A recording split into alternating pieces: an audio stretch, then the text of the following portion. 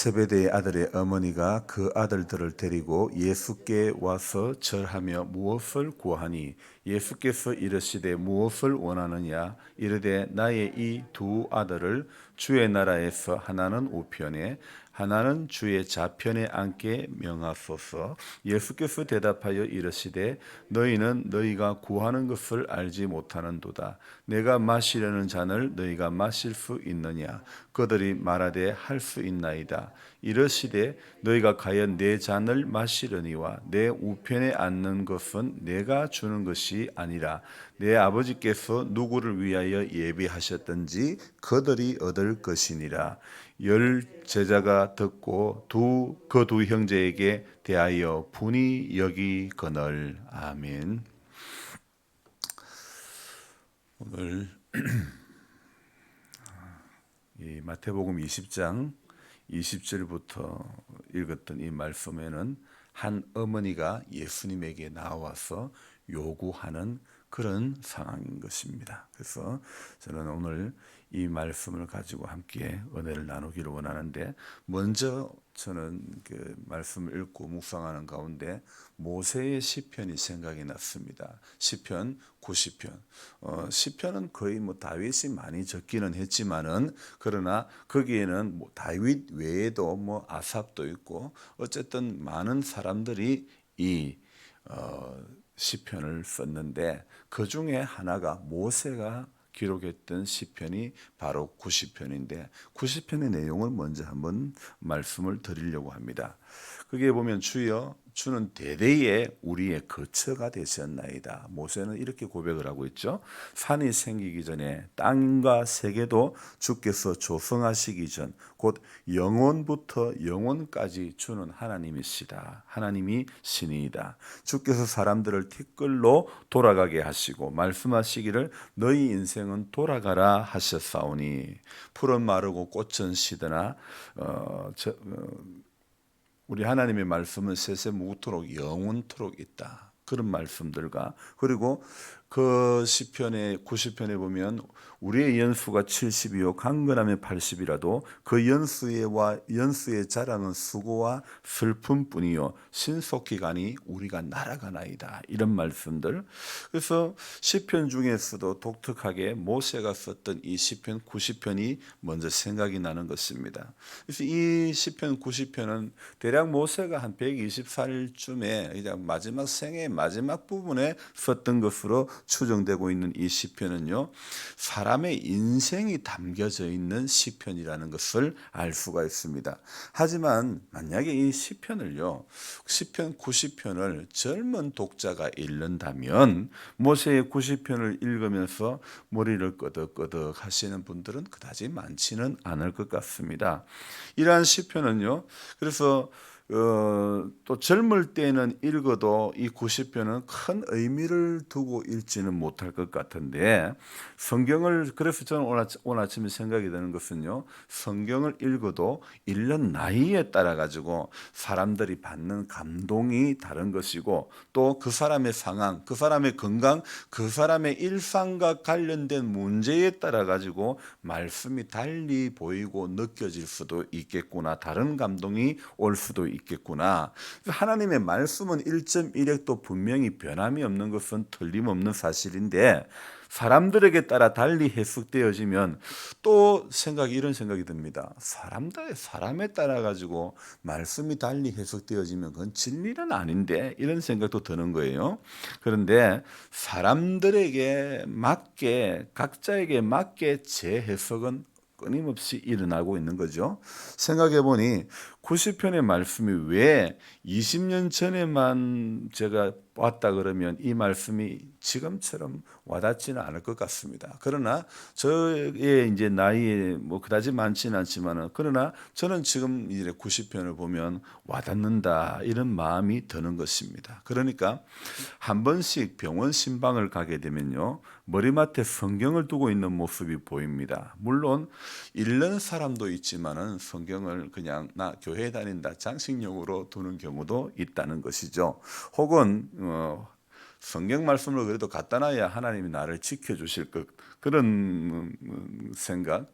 하나님 말씀이 나를 지켜달라는 수준으로 말씀을 머리맡에 두기도 하는 것입니다.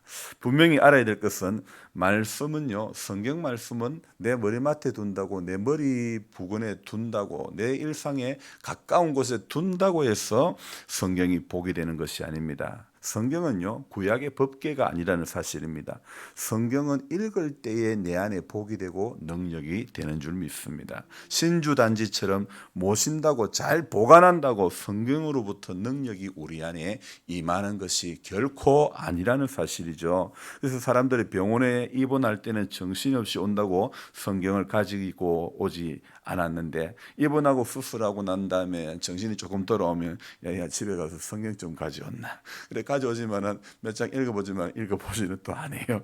그러면서 사실은 이 성경은 또 가까이 두려고는 하죠. 근데 성경은 분명히 알아야지만 펴들고 읽어야 이 말씀의 능력이 내 안에 유효하게 되어질 줄로 믿습니다. 그래서 모세의 시편을 읽으면서 공감할 수밖에 없는 것은 우리 모두는 흙으로 돌아갈 존재라는 것, 들의 꽃처럼 아침에 피었다가 저녁에 사라지는 존재라는 말이 정말 이제는 그러하다는 사실이 가슴 깊이 인정이 되어지는 것입니다. 이렇게 모든 사람들이 이 땅에서는 마지막을 향해서 달려가는 이 객관적인 사실 앞에 내 남은 인생을 대입을 해봐야 될 것 같습니다. 그래서 이 내 남은 인생의 시간들을 이 모두가 가는 그 길을 향해서 그 시간 가운데 우리의 남은 시간을 대입해보고 고민해보고, 그 남은 인생을 그래도 이제 뭐 내가 얼마 안 남았는데 설계 안 하고 대충 살 것이 아니라, 여러분 지금도 인생은 설계를 해야 될 줄 믿습니다. 백세 인생이라고 그러죠. 여전히 우리가 그렇게 계획하고 생각해보고 대입해보고 해보지만은 우리 안에 부족함은 강물처럼 얼마나 많이 흘러가고 있는지 모릅니다. 그래서 남은 날 동안에는 기도하면서 하나님 말씀을 조금 더, 그래도 제가 전에 이야기 드리지 않았습니까? 부인을 잃고 이제 홀로 되신 이 노인네가 사위집에 얹혀 살게 될 때에 그 사이에 그 딸의 가정을 모습을 보고, 그래서 여보게 나도 자네가 믿는 예수를 믿어도 되겠나 그럴 때 예 아버님 되지요. 그래서 아이고 그래도 내가 교회를 가려면 하나님의 말씀을 그래도 한번 처음부터 끝까지 읽어봐야 되지 않겠나. 여러분 그런 생각 없습니까? 여러분 우리가 하나님을 신앙한다는 것은요, 하나님은요 산신령처럼 허연 수염 도포를 입고 허연 수염을 기르신 그런 하나님이 아닙니다. 하나님은 오늘도 이 기록된 말씀 속에서 우리 가운데 성령으로 말씀을 주시는 분인 줄로 믿습니다. 하나님은 영이시기 때문에 인간의 형상을, 우리가 인간의 형상으로 하나님을 생각하면 안 되고 말씀으로 다가오신 하나님을 오늘도 가까이 해야 될 줄로 믿습니다. 그래서 이 노인네가 말씀을 처음부터 읽어보고 하나도 모르고, 두 번 읽어보도 모르고, 삼세판 한 번은 더 읽자, 다 읽고는 세 번 읽고는 목사님 나는 말씀 읽다가 창자가 뒤틀리는 경험을 했다고 그러지 않습니까? 여러분 말씀은 분명히 능력이기 때문에 말씀 읽다가 어떤 능력, 어떤 변화, 어떤 기적이 일어날 줄 모른다는 것입니다. 그래서 여러분 제가 늘 이야기하는 게 뭡니까? 하나님 내 말씀 읽을 수 있는 길을 열어주셔야 하면 길이 열려지는 거예요. 하나님 나 말씀은 막 펴기만 펴면 잠이 옵니다 하면 항상 잠 오는 길이 열려진다니까. 말씀을 생각할 때에 말씀을 가까이 할 수 있는 인생, 말씀과 더불어 사는 인생이 되기를 주님 기도합니다. 그러면 그렇게 되어진다는 것입니다. 말씀보다 재미있게 여겨지는 것은요, 그게 나를 붙들어 가니까 이게 가까이 안 되는 거예요.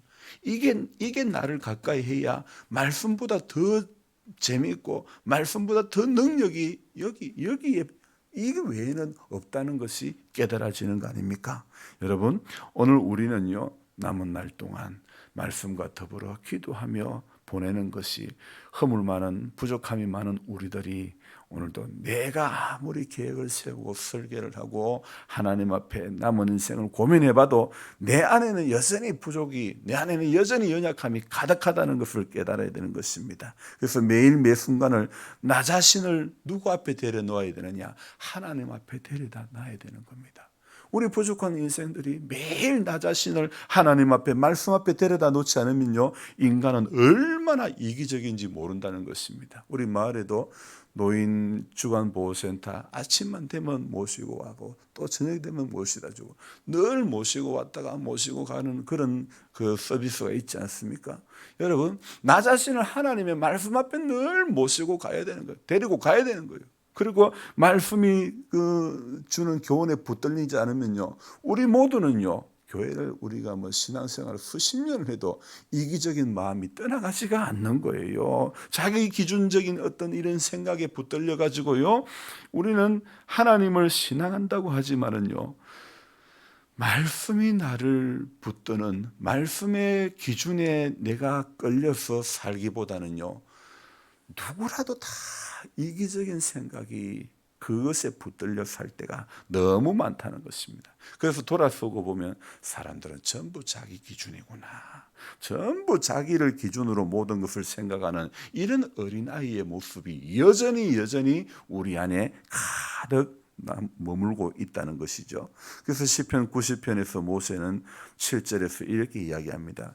우리는 주의 노예에 소멸되어 주의 분내심에 놀라나이다. 9절에도 보니까 우리의 모든 날이 주의 분노 중에 지나가며 우리의 평생이 순식간에 다였나이다. 두 절 공이 나오는 말이요, 이 분노라는 단어가 나오는데 이 말은요, 인간의 죄성과 이에 대한 하나님의 분노와 징계를 언급하고 있는 말씀이라는 것입니다. 여러분, 우리 안에 죄성이 있으니 분이 나오는 것이고 그 분이 나오니 하나님의 성령께서 탄식할 수밖에 없습니다. 저나 여러분이나 모세처럼 120살까지는 살기가 쉽지는 않을 것 같은데, 하지만 우리의 인생에 남은 기간 동안 지금이라도 모세의 이 시편 90편처럼 날마다 정말 주님 앞에 날마다 읽고 또 읽고 남은 날 동안의 삶이 어떠해야 될지 마음속 깊이 새겨야 하지 않을까, 그런 생각을 해봅니다.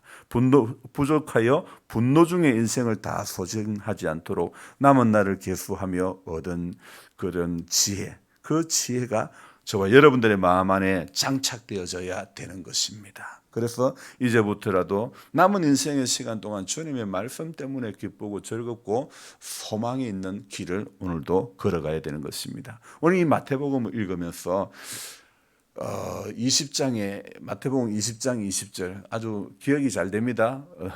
길을 가다 보면 차남바가 둘둘둘둘 7777 이런 것처럼 마태복음 20장 20절 기억이 잘 됩니다. 자, 20장 20절에 어떤 일이 일어나냐면요, 그때에 세베대의 아들들의 어머니가 그 아들들을 데리고 예수께 와서 절하며 무엇을 구합니다. 무엇을 구했을까요? 예수님에게 절하며 무엇을 구했는데 예수께서 말씀하십니다. 무엇을 원하느냐? 부끄럽습니다. 제 두 아들을 하나는 주의 나라에서 우편에 하나는 좌편에 앉게 명하소서, 그렇게 부탁. 쉽게 말하면 좀 이제 조금 과장을 한다면 예수님에게 청탁을 하는, 우리 아들 좀 잘 봐줘요, 그런 내용 같습니다. 그죠? 그런데 자, 이 이야기가 현 시점이 언제냐는 것입니다. 그때에 이 그때라는 것은요, 우리 바로 19절 앞부분 19절을 보면 이방인에게 넘겨주어 그를 조롱하며 채찍질하며 십자가에 못 박게 할 것이나 제3일에 살아나리라. 우리 주님은 마태복음 20장 이 앞부분에서요, 어떤 이야기라고 했냐면 내가 순환을 당할 것이라는 것, 세 번째 순환에 대한 예고를 하고 있는 그런 가운데 있습니다. 자, 그런데요,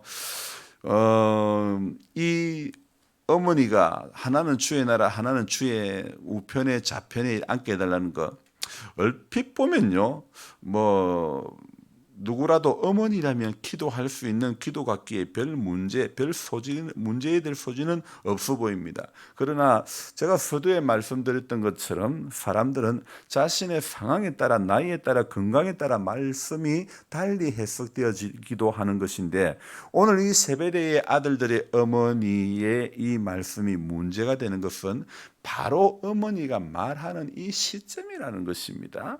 그래서 그때라는 것이 바로 우리 예수님이 이제 십자가에 조롱당하고 채찍질당하고 이렇게 못 박혀야 될 것이다. 이 이야기를 지금 한 시점 아닙니까?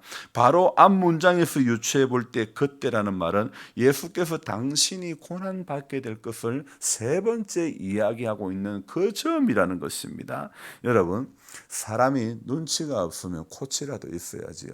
근데 어떻게 이렇게 지금 예수님이 난 내일 모레 이제 나는 곧 십자가에서 채찍질 당하고 조롱당하고 달려 죽게 된다, 그 이야기하면 그 지금 자기 아들들의 문제를 예수님에게 와서 구해야 될 모습이 맞는 것입니까?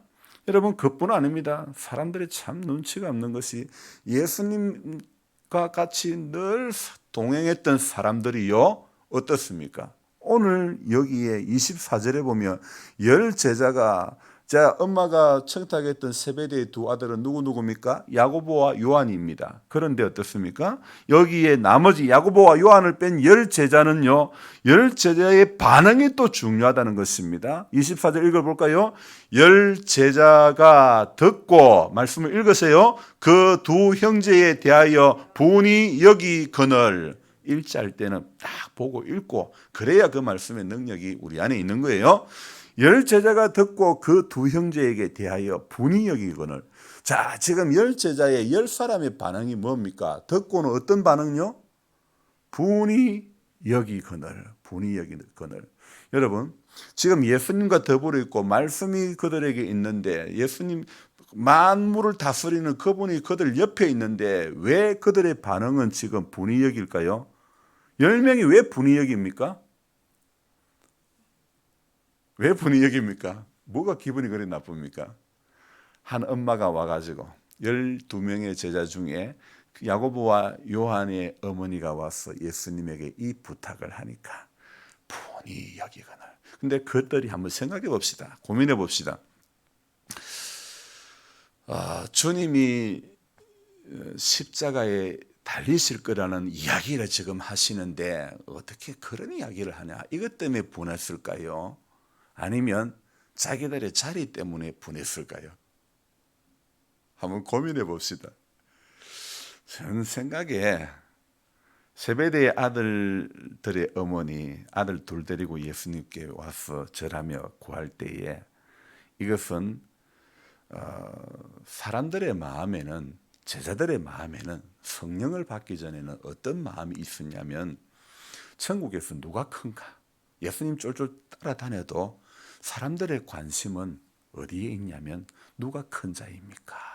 누가 더 높은 겁니까? 여기에 관심이 있습니다. 그래서 이 이야기의 끝에는 무엇이 나오냐면요, 두 형제가 분이 여기거늘. 그래서 예수께서 제자들을 불러다가 이르시되 이방인의 집권자들이 그들을 임의로 주관하고 그 고관들이 그들에게 권세를 부리는 줄 너희가 알거니와 너희 중에는 그렇지 않아야 하나니 너희 중에 누구든지 크고자 하는 자는 너희를 섬기는 자가 되고 너희 중에 누구든지 어뜸이 되고자 하는 자는 너희의 종이 되어야 하리라.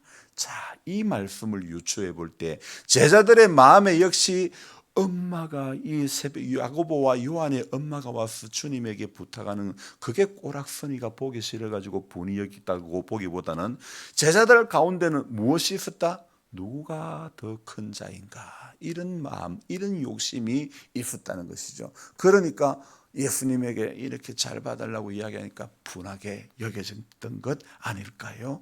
여러분, 그래서 우리 주님께서 내가 온 것은, 그래서 요한복음 20장, 마태복음 20장 28절에 말씀합니다. 인자가 온 것은 섬김을 받으려 함이 아니라 도리어 섬기려 하고 자기의 목숨을 많은 사람의 대속물로 주려 함이라. 제가 읽을 때는 여러분도 같이 다 읽고 그래야 되는 거예요. 제가 암송하고 안 보고 성경 그 구절을 말씀 안 하는 것은 안 읽고 안 봐도 되겠지만은요, 제가 여러분 딱 구절을 말씀을 하는 거는 다 같이 읽어야 되는 거예요. 다 같이 한번 읽읍시다. 인자가 온 것은 섬김을 받으려 함이 아니라 도리어 섬기려 하고 자기 목숨을 많은 사람의 대속물로 주려 함이니라. 아멘. 여러분, 주님의 그 가치관이 무엇입니까? 주님의 가치관은 오늘 이 28절 말씀 아닙니까? 섬기려 하고 섬김을 받으려 온 것이 아니고 섬기려 하고 많은 사람들을 위해서 자기 목숨을 대속물로 주려 하고 하는 것이 주려고 오신 것이 주님의 삶의 이유 아닙니까? 예수님이 오신 이유가 그거 아닙니까? 그런데도 그 오신 그 이 성육신하신 예수님이 자기들 옆에 있고 자기들은 그 예수님께 붙들려서 그렇게 쫄쫄 따라다녀도 왜 세베대의 아들들의 어머니가 이야기할 때 분이 여김이 있느냐? 여러분, 그래도 여전히 주님 앞에 나와도 무슨 싸움요? 자리 싸움 한다는 거예요. 오늘 우리도 어쩌면 신앙생활하면서 자리 싸움하는 자가 될 수 있다는 것이죠. 하나님 앞에는요, 오늘 중심이 하나님 앞에 드려지면 되는 것이지 자리는 아무 소용이 없는 거예요. 그런데 사람들은 어떻습니까? 괜히 권사 장로 선거하고 난 다음에 떨어지면 내가 이 교회 나오나 봐라 그러고 간다니까요. 왜 그래요? 여러분 직분으로 예수 믿는 거 아니잖아요. 물론 우리 교회는 그런 분들이 없지만은, 그러나 나 자신도요, 아니 목회자도요, 노회장 나오고 떨어져 가지고 시험에 들어 그런 분들이 있다니까요. 그러니까 사람들은요, 누구라도 이런 마음들, 열 제자가 듣고 그 두 형제에게 분이 여기는 것을 누구라도 이런 마음들이 있다는 거예요. 그래서 끊임없이 우리가 인생의 남은 시간에 해야 할 일이 뭐냐? 말씀 앞에다가 나 자신을 데려다 놔야 되는 거예요. 늘 말씀 앞에 나 자신을 데려놔야 우리 안에 이기적인 것이 다 떠나가게 되고 말씀이 주는 교훈에 내가 붙들린 바 되어서 오늘도 내 입의 말들이 예수가 나오고 내 삶의 예수가 드러나게 되는 것입니다. 그래서 날마다 우리는 새벽 기도회 이 자리에 물리적인 장소에 나오는 게 중요한 것이 아니고 그보다 더 중요한 것은 하나님의 말씀 앞에 나 자신을 데려다 놔야 되는 거예요. 주님, 오늘도 말씀으로 나를 인도해 주옵소서. 이 마음, 이 다짐으로 하나님 앞에 오늘도 간구하며, 주님, 내 남은 인생의 시간이 말씀이 더 송이꿀보다 달게 느껴지는 경험이 내 안에도 일어나게 해 주옵소서. 그렇게 간구하시기를 주님의 이름으로 부탁드립니다. 기도하겠습니다. 고마우신 하나님, 감사를 드립니다. 새로운 한 날을 시작하면서 모세의 시편이 생각이 났습니다. 모세는 인생을 살아면서 그는 70이요 강건하면 80이라도 우리가 날아가니 신속히 날아간다고, 얼마나 세월이 빨리 흘러감을. 저는 시편 이 90편을 어릴 적에는, 젊었을 때는 공감이 잘 되지가 않았습니다. 그러나 지금 이렇게 돌아보면 모세의 말이 틀림이 하나도 없습니다. 푸른 마르고 꽃은 시든다고 했던 것처럼 정말 이제 점점 더 추워져가는 이 계절의 변화 가운데서 하나님의 말씀의 역사들이 하나도 틀림이 없다는 것을, 우리는 몇 번의 이 푸른 마르고 꽃은 시듬에 몇 번의 시간들을 더 맞이하게 되면 어쩌면 이 땅의 사람이 아니라 하나님 품에 가 있을 사람들입니다. 주님 이 땅에서 인생의 남은 시간 동안에 우리는 하나님 앞에 설 준비하는 슬기로운 5 처녀와 같이 기름과 등을 준비하는 인생들이 되어지기를 원합니다. 성경은 머리맡에 둔다고 나에게 보호하는 어떤 수호신이 되는 것이 아니고, 성경을 머리맡에 둔다고 해서 나를 지켜주는 어떤 부적과 같은 것이 아닙니다. 오늘 이 말씀은 내 입에 읽혀지고 내 눈에 새겨질 때에 이 말씀이 주는 교훈에 내가 붙들림 바 되고 그 인생이 복이 있을 줄로 믿습니다. 분명히 계시록의 말씀에 이 예언의 말씀을 읽는 자와 듣는 자와 그 가운데 기록한 것을 지키는 자가 복이 있다고 말씀하고 있습니다. 주님, 우리 복 없는 사람으로 살지 않기를 원합니다. 복 있는 사람이 되기 위해서 예언의 말씀 오늘도 읽는 자 듣는 자 그 가운데 기록한 것 지키는 인생 되어지게 하여 주시옵소서. 송이 꿀보다도 더 달다고 고백했던 그 고백, 나의 고백이 되어지게 해 주시고, 하나님 아버지, 오늘도 말씀이 주는 교훈에 붙들리지 않으면 인생은 전부 분함에 붙들리고 이기적인 마음에 붙들리고 욕망에, 육신의 정욕에, 안목의 정욕에, 이생의 자랑에 붙들릴 수밖에 없다는 것을 깨닫기를 원합니다. 그래서 우리가 우리의 모든 날이 주의 분노 중에 지나가며 우리의 평생이 순식간에 다했다는 모세의 이 말처럼 우리 하나님 아버지, 우리는 오늘도 마음속 깊이 새겨야 할 것 같습니다. 분노 중에, 부족하여 분노 중에 인생을 다 소진하지 않도록 하나님 남은 날을 계수하여 지혜를 우리 안에 주시기를 원합니다. 그래서 우리 마음 안에 오늘도 하늘의 지혜를 장착해서 이제부터라도 남은 인생의 시간, 말씀이 주는 그 교훈에 붙들려서 넘어지는 인생 되지 않게 해주시고 항방 없는 싸움을 하는 인생 되지 않도록 도와주옵소서. 주의 나라 우편에 잡혀 앉는 것이 중요한 것이 아니라 오늘도 하나님 말씀편에 서 있는 자가 중요한 줄로 믿습니다. 그래서 오늘 저와 우리 모두는요, 하나님 앞에 끝까지 말씀에 붙들린 인생이 되어질 수 있도록 주님 도와주시옵소서. 우리 힘으로 할 수 없습니다. 주님 말씀이 오늘도 내 발의 등이요 내 길의 빛이 됨을 오늘도 이 말씀, 이 주는 교훈에 내가 붙들림으로 말미암아 내 안에 그것이 느껴지는 은혜가 있기를 간절히 소망합니다. 주님으로부터 고침을 받았던 9명의 위치는 주님 곁이 아니었습니다. 말씀 곁이 아니었습니다. 그러나 사마리아 사람, 유대인들이 그렇게 경멸했던 그 한 사람의 위치만이 예수님 앞에 돌아와 감사했고 영광을 돌렸다고 하지 않습니까? 그 9의 위치와 나의 위치, 오늘 나의 위치가 그 한 사람의 사마리아인 그 한 사람의 위치가 오늘 내 위치가 되어지기를 원합니다. 고침을 받았지만 온데간데 사라지고 없는 그 9의 위치에 내가 들지 않기를 소망합니다. 오늘 이 하루도 주님께서 동행해 주시기를 간절히 원하며 내가 붙잡은 것은 할 수 없습니다. 되지 않습니다. 주님이 나를 붙잡아 주옵소서. 강건적으로 붙잡아 주시고 내 마음과 내 생각과 내 영혼을 지배하여 주셔서 오늘도 내 뜻에 따라 내 기준에 따라 살지 않도록 도와주옵소서. 귀하신 예수님의 이름으로 감사하며 기도드리옵나이다. 아멘. 간절한 마음으로 주여 부르고 기도합니다. 주여, 주여.